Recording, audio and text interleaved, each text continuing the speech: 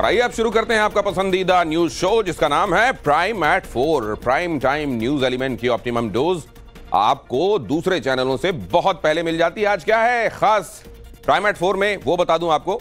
आज आपको दिखाएंगे झारखंड का सियासी बवाल, हेमंत सोरेन की उम्र पर क्यों उठ रहे हैं सवाल, बाबा बागेश्वर के तीर पटाखे वाले बयान पर कैसे घिरे तौकीर, क्या है इसमें नया मामला आपको बताऊंगा क्योंकि ये चल तो बहुत दिनों से रहा है। और धर्म के नाम पर मांगे वोट, सपा पर चुनाव आयोग की चोट, ये खबर क्या है बताएगा प्राइम एट 4। और साथ ही बांग्लादेश में बवाल, सनातन के सवाल, डिटेल के साथ ये खबर भी आपके सामने रखूंगा। दिल्ली के शहादरा में दीपावली की रात जहां पटाखों की आवाज गूंज रही थी वहां पल भर में रोने और चीखने की आवाजें सुनाई देने लगी। दिल्ली के शहादरा में डबल मर्डर से हड़कंप मच गया। पटाखे फोड़ रहे चाचा और भतीजे का मर्डर कर दिया गया। चाचा आकाश और भतीजे ऋषभ की मौत हो गई। स्कूटी सवार नाबालिग हिरासत में लिया गया है। आरोपी नाबालिग से पूछताछ कर रही है। आरोपी नाबालिग से पुलिस पूछताछ कर रही है। इन तस्वीरों में आप देखेंगे चाचा भतीजे अपने घर के बाहर दिवाली मना रहे हैं। तभी स्कूटी से दो लोग वहां पहुंचते हैं। स्कूटी चलाने वाला आकाश का पैर छूता है। दूसरा युवक पिस्टल निकालता है और आकाश पर फायरिंग कर देता है। चाचा पर फायरिंग होते देख भतीजा ऋषभ हमलावर को पकड़ने के लिए दौड़ता है। हमलावर ने उसे भी गोली मार दी। परिजनों के मुताबिक रिश्तेदार ही हत्या के मास्टरमाइंड हैं। सूत्रों के मुताबिक आरोपी ने बताया कि उसी ने इस कत्ल की साजिश रची थी, उसी ने शूटर हायर किए थे।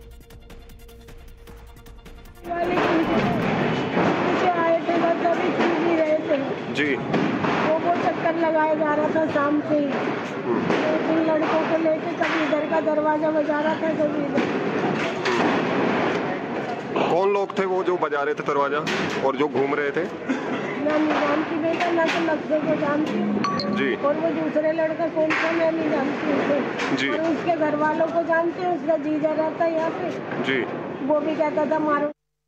वही बंटी पैसे दे रहा था ना, बंटी ने पुनीत ने मरवाया पैसे दे के। मामा गेट पे खड़े थे, वो लड़ी लगा रहे थे, जो लंबी लड़ी होती वो लगा रहे थे। इतने में वो लक्ष्य आता है और एक लड़का पहले से गली में खड़ा था। लक्ष्य आता है वो उनके पैर छूने लगता है कि चाचा राम राम। और फिर जैसे पैर छूने लगता है ना तो उस लड़के को बोलता है कि मार मार।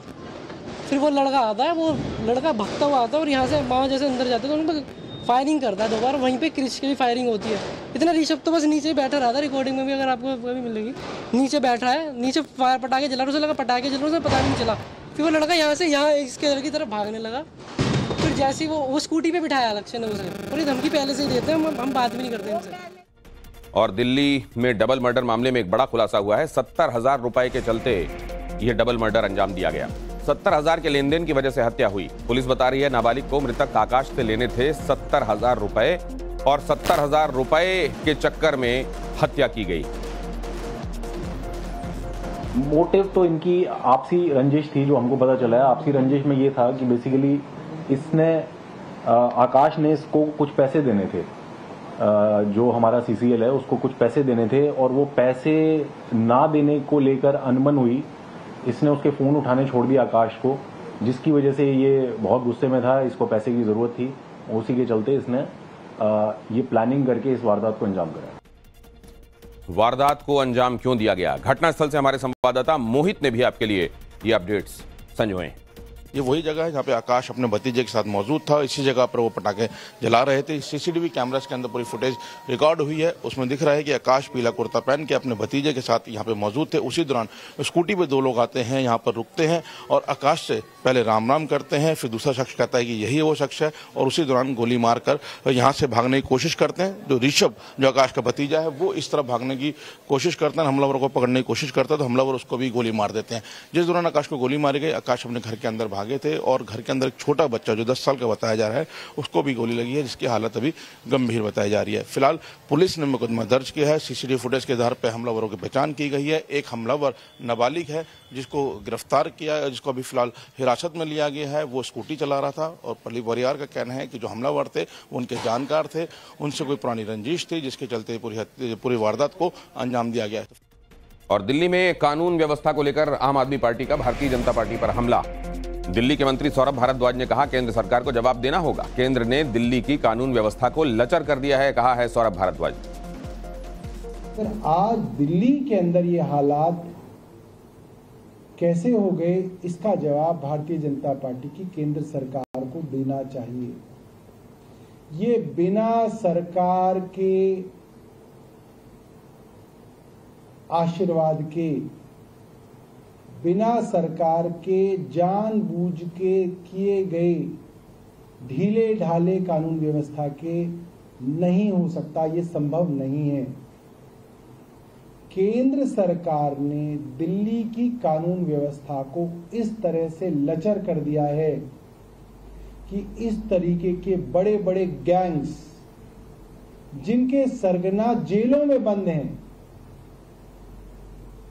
गुजरात सरकार की जेल में बंद हैं, वो सरगना कैसे इतने बड़े बड़े गैंग्स ऑपरेट कर रहे हैं, ये सवाल भारतीय जनता पार्टी की सरकारों से पूछा जा रहा है।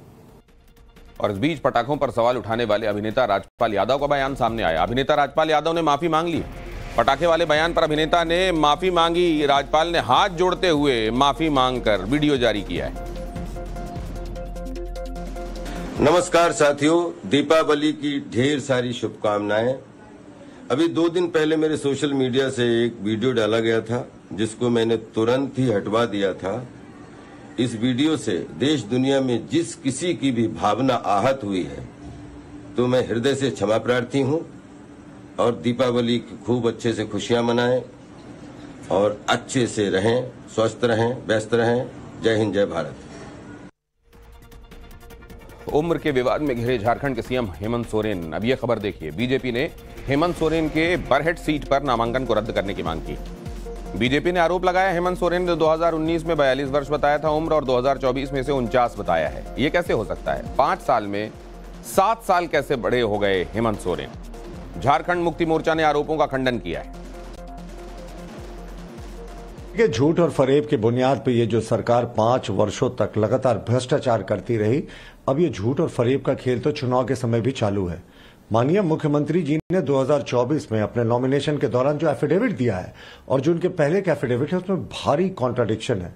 और हास्यास्पद बात यह है कि मुख्यमंत्री जी की आयु सिर्फ 42 वर्ष थी 2019 में, पर 5 वर्षों में इनकी आयु 7 वर्ष बढ़ गई और ये 49 वर्ष के हो गए। तो ये कैसे संभव है मुख्यमंत्री जी? 5 वर्ष में आपकी आयु 7 वर्ष बढ़ गई। दूसरी बात कि इन्होंने जो प्रॉपर्टीज 2004 और 6 के बीच में खरीदी थी उनका जिक्र इन्होंने 2014 और 19 के एफिडेविट में नहीं किया। अचानक 2024 में इनकी नींद खुली और इन्होंने इसका जिक्र कर दिया। तो क्या शपथ पत्र पे झूठी जानकारी देना एक अपराध नहीं? देखिए, बीजेपी तो हर तरह का तिकड़म भिड़ाती है। मैंने कहा ना कि उनको विकास पर चुनाव नहीं लड़ना है, वो पीठ पीछे ही छुरा भोगने का काम करने की कोशिश करती है, लेकिन उन्हें कामयाबी नहीं मिलेगी। ये चुनाव लड़ेंगे और बहुत अच्छे से हम लोग जीत के यहाँ सरकार बनाएंगे। देखिए, मैं समझता हूँ कि ये या तो वोटर लिस्ट की गड़बड़ी है। बीजेपी को इतना सोचना चाहिए कि एज पर तो सर्टिफिकेट में देख ले, तो बीआईटी मिश्रा में हेमंत पढ़े हैं तो वहां देख ले जा करके। इसलिए कि नॉर्मली जो लिखा जाता है वोटर लिस्ट में उसी को लोग लिख देते हैं। ये कोई मोदी जी वाला सर्टिफिकेट का प्रॉब्लम नहीं है हेमंत सोरेन का। ये बीआईटी मिश्रा में यही पढ़ते थे, देख ले उससे। इस पे इतना बहस का क्या है? और रिजेक्ट किया जाए ये बहस हो रहा है इस पे। और असम के सीएम हिमंता का हेमंत सोरेन पर निशाना देखिए। झारखंड में तो अभी बंटी और बबली की सरकार है। जेएमएम अगर फिर से सरकार बन गई जेएमएम की तो हिंदू सुरक्षित नहीं रहेगा। जेएमएम सरकार घुसपैठियों की सरकार होती है। आलमगीर आलम, इरफान अंसारी की सरकार होती है।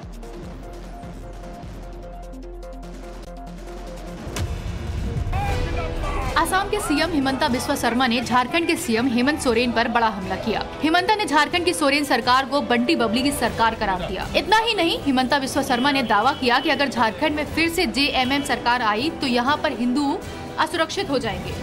हिमंता ने कहा कि झारखंड में घुसपैठियों का समर्थन करने वालों की सरकार है। अभी जो पूरा जो झारखंड का जेएमएम है ये एक बबली बंटी का सरकार बनकर बना हुआ है और किसी का काम यहाँ नहीं है। ये घुसपैठियों का सरकार है। ये अगर सरकार रिपीट होगा तो हम लोग का कोई सुरक्षा नहीं रहेगा। और वन नेशन वन इलेक्शन पर फिर से सियासी पारा चढ़ गया है। विपक्ष के नेताओं ने बीजेपी पर सवाल खड़े किए हैं। जेडीयू ने किया पीएम के बयान का समर्थन। पीएम मोदी ने कल गुजरात में सरदार वल्लभ भाई पटेल की जयंती पर एक कार्यक्रम को संबोधित करते हुए वन नेशन वन इलेक्शन का जिक्र किया था। पीएम ने कहा था एक राष्ट्र एक चुनाव का प्रस्ताव जल्द ही स्वीकृत हो जाएगा और एक वास्तविकता बन जाएगा। पीएम के इस बयान के बाद इस पर सियासत तेज हो गई। हमारी पार्टी जनता दल यू हमेशा इस बात की पक्षधर रही है कि वन नेशन वन इलेक्शन का प्रारूप तय होना चाहिए, लेकिन विभिन्न राजनीतिक दलों से संपर्क करके एक समन्वित नीति बनाकर के एक सामूहिक समझ बनाकर, यह इसलिए आवश्यक है कि चुनाव में जिस ढंग से वित्तीय खर्चे का अधिभार पड़ता है एवं साथ ही साथ आचार संहिता प्रभावी होने से जगह जगह पर विकास कार्य भी प्रभावित होते हैं। इसलिए वन नेशन वन इलेक्शन तो होना ही चाहिए। यह तो सार्वजनिक जीवन की शुचिता के लिए और खास करके धनबल की जो राजनीति है उस पर नियंत्रण करने में एक महत्वपूर्ण कारक होगा। भाजपा सहूलियत की राजनीति करती है। प्रधानमंत्री जी ने जब वन नेशन वन इलेक्शन की बात की थी, कुछ समय बाद ही चुनाव की घोषणा हुई थी। 4 राज्यों में चुनाव होने थे, 2 राज्यों में चुनाव की घोषणा की गई थी, 2 राज्यों में नहीं की गई। उत्तर प्रदेश में बाई इलेक्शन 10 सीट पे होना था, 9 सीट पे चुनाव की घोषणा हुई, 1 सीट पे टाल दिया गया चुनाव बेवजह के कारणों को गिना के। तो सवाल ये है कि भारतीय जनता पार्टी वो सहूलियत की राजनीति करती है। अगर सहूलियत है तो एक साथ चुनाव होंगे, सहूलियत है तो 1 चरण में चुनाव होंगे, सहूलियत है तो 7 चरणों में चुनाव होंगे, और सहूलियत नहीं है तो अपने हिसाब से चुनाव होंगे। वन नेशन वन इलेक्शन ये बहुत दिन से मांग चल रही थी और भारतीय जनता पार्टी की सरकार में मोदी जी के नेतृत्व में ये कार्य संपन्न होने जा रहा है। और आज तक जो भी वक्तव्य मोदी जी ने दिए हैं लगभग उनके समय में पूरे हुए हैं और हम अपनी तरफ से इसका स्वागत करते हैं। समाजवादी पार्टी के पोस्टर पर भारतीय जनता पार्टी ने हमला बोला है। डिप्टी सीएम ब्रजेश पाठक ने सपा को लेकर क्या कहा है? सपा के लोग एसी रूम में बैठकर नेतागिरी कर रहे हैं। सपा नेताओं का जनता से कोई कनेक्ट ही नहीं रह गया, मतलब ही नहीं रह गया। सपा जब जब पावर में आई गुंडे बदमाश माफियाओं को पाला। समाजवादी पार्टी के लोग वातानुकूलित कक्षों में बैठ करके नेतागिरी करते हैं और इनका प्रदेश की जनता से कोई मतलब नहीं है। जब जब ये पावर में रहे हैं हमेशा गुंडे बदमाश माफिया पुष्पित और पल्लवित हुए हैं। प्रदेश की जनता इनकी कलई को अच्छी तरह जानती है। यूपी में बटेंगे तो कटेंगे वाले बयान पर पोस्टर वॉर चल रहा है। सीएम के बयान पर सपा ने पोस्टर से जवाब दिया है। सपा ने पोस्टर में लिखा जुड़ेंगे तो जीतेंगे, उसी पर आप प्रतिक्रिया सुन रहे थे। अब अखिलेश की तस्वीर के साथ लिखा हुआ है जुड़ेंगे तो जीतेंगे। उत्तर प्रदेश में पोस्टर्स की पॉलिटिक्स जारी है और अगली कड़ी है जुड़ेंगे तो जीतेंगे। समाजवादी पार्टी के दफ्तर के बाहर ये एक बड़ा सा पोस्टर लगा है, होर्डिंग आप इसे कह सकते हैं। अखिलेश यादव की तस्वीर के साथ लिखा है कि जुड़ेंगे तो जीतेंगे। ये प्रदेश सचिव है समाजवादी पार्टी के, जिनकी तरफ से ये पोस्टर जो है वो लगवाया गया है। मकसद बहुत साफ है, बहुत क्लियर मैसेज है इस पोस्टर के, इस होर्डिंग के जरिए कि जुड़ेंगे तो जीतेंगे। यानी मकसद साफ है कि जीतना है तो जोड़ना है। और ये जोड़ना किसको है? जिसकी सियासत उत्तर प्रदेश में समाजवादी पार्टी करती आ रही है, जिसका नारा अखिलेश यादव देते हैं पीडीए, पिछड़ा दलित और अल्पसंख्यक। अगर ये इनको जोड़ कर रखेंगे तो ही ये 27 के सत्ताधीश बन पाएंगे। जो बड़ा पोस्टर यहाँ पे है 27 सत्ताधीश, ये यही है कि अगर वो जोड़ के रखेंगे इन पीडीए को, पिछड़ा दलित और अल्पसंख्यक को, तो ही वो 27 में जीत पाएंगे। 2024 में जो थोड़ी बहुत जीत मिली है उसका मोटिव है, उसका मैसेज है कि उन्होंने पीडीए को जोड़ कर रखा। और इसीलिए वो कह रहे हैं कि ना बटेंगे ना कटेंगे, एक रहेंगे नेक रहेंगे, जुड़ेंगे तो जीतेंगे। पोस्टर विवाद में ओम प्रकाश राजभर भी कूद पड़े। ओम प्रकाश राजभर ने सपा पर हमला बोला है। विपक्ष में बैठकर चिल्लाते रहने से कुछ नहीं होगा। पोस्टर लगाने भर से सपा को कुछ मिलने वाला नहीं है, कहा है ओम प्रकाश राजभर ने। देखिए, वो तो 2019 भी जीत रहे थे, 22 भी जीत रहे थे, 24 भी जीत रहे थे। भाई इलेक्शन हो रहा है, यो जीत जाएंगे, 9 को 9 जीत जाएंगे बोल रहे हैं।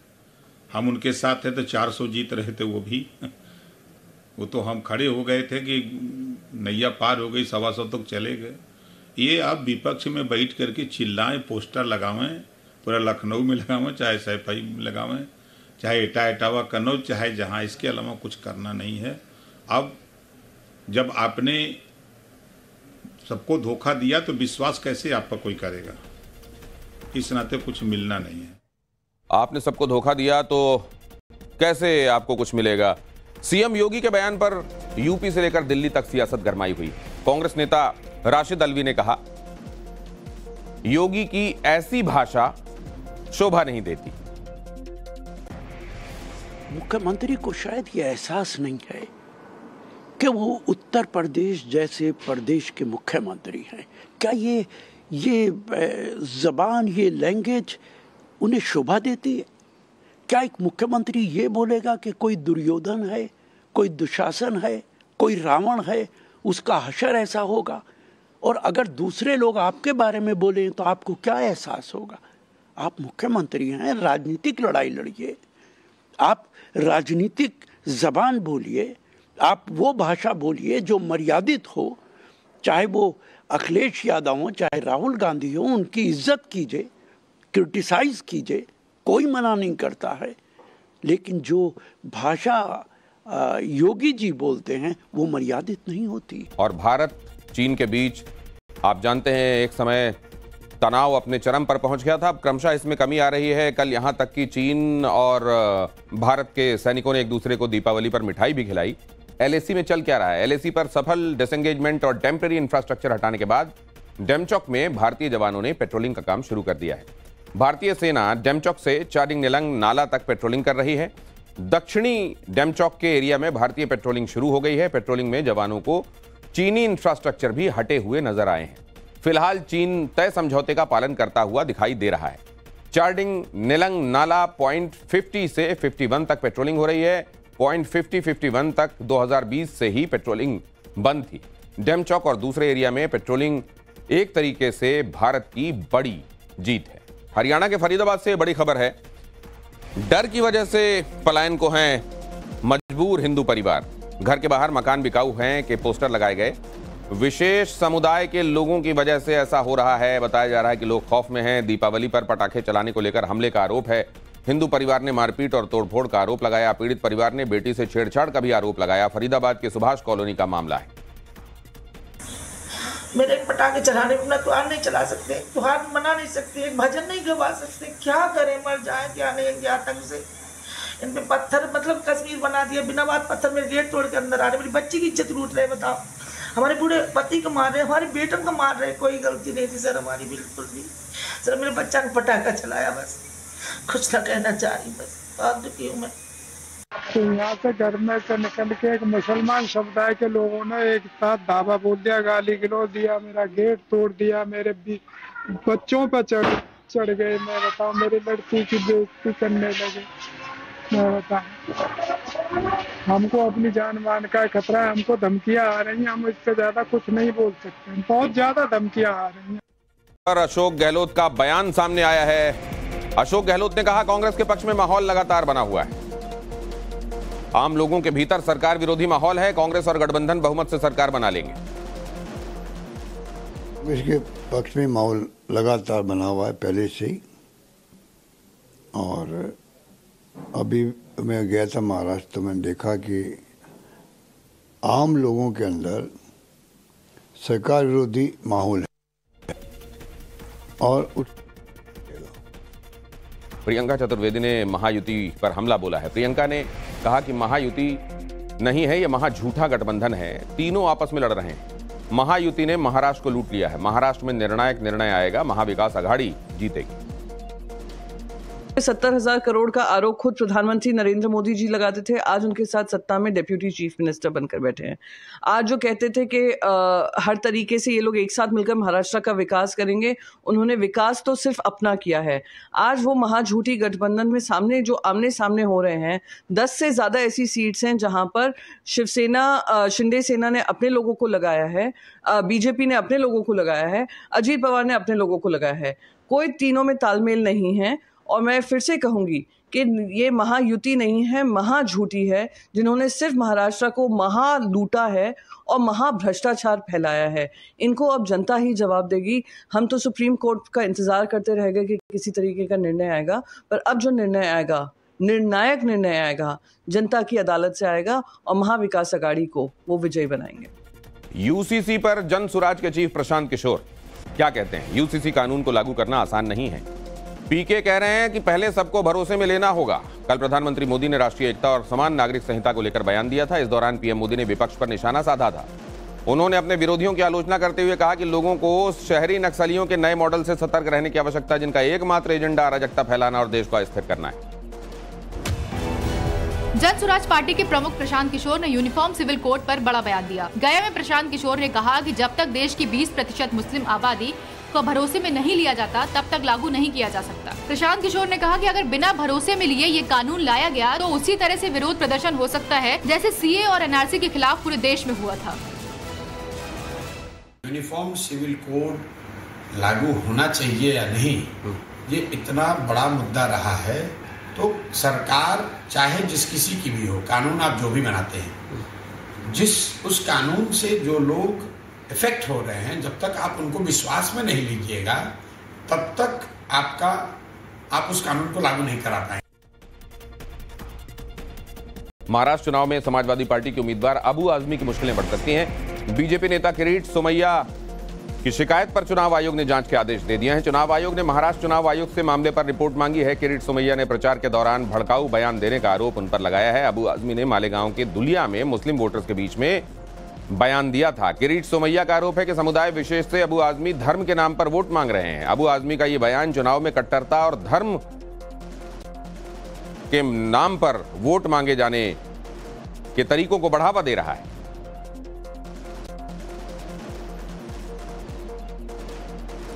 और हर महीने की तरह इस महीने भी कई बड़े बदलाव ऐसे हुए हैं जिनका सीधा असर आम लोगों की जेब पर पड़ने वाला है। आज से लागू होने वाले ये बड़े बदलाव क्या हैं, ये आपको पता होना चाहिए। आज से एलपीजी सिलेंडर के दाम में इजाफा कर दिया गया है।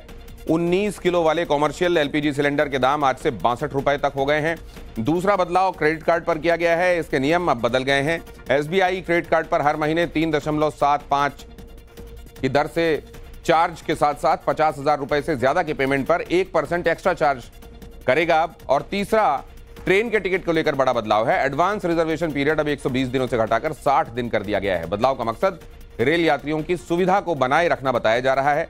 और चौथा बदलाव यूपीआई की बड़ी लिमिट को लेकर है। अब यूपीआई लाइट में आप ज्यादा पेमेंट कर सकेंगे और इसके साथ ही अब नए ऑटो टॉपअप फीचर से पैसे ऐड हो जाएंगे।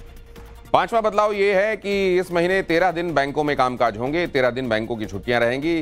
इस दौरान आप बैंकों की ऑनलाइन सर्विसेज का इस्तेमाल करते हुए बैंकिंग के काम और ट्रांजैक्शंस निपटा सकते हैं।